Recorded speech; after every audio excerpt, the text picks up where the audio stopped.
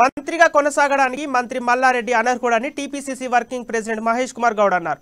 మద్యంతో కార్యకర్తలను ప్రలోభపెడుతున్నారని మండిపడ్డారు.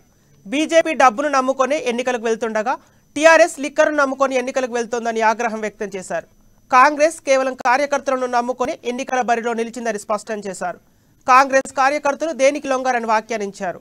డాన్సులు మద్యం సీసాల మల్లారెడ్డిగా మారారని ఎద్దేవా చేశారు.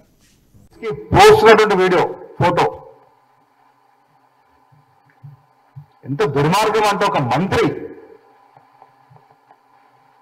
ఎన్నికల వేళ మునుగోడులో మద్యం శేషబోని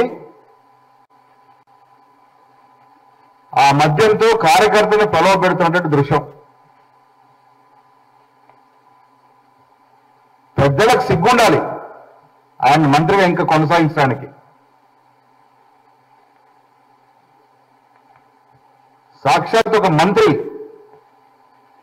విస్కీ సర్వ్ చేస్తూ తాను విస్కీ తాగుతూ సైకిల్కి వాళ్ళ గుర్తుకి ఓటేమని కారు గుర్తుకు ఓటేమని అడుగుతున్నటువంటి పరిస్థితి చూస్తే ఇవాళ మనకు స్పష్టంగా అర్థమవుతోంది. నిన్న చెప్తా ఉంది కొన్ని వేల బైకులు బీజేపీకి చెందినటువంటి నాయకులు బుక్ చేశారని.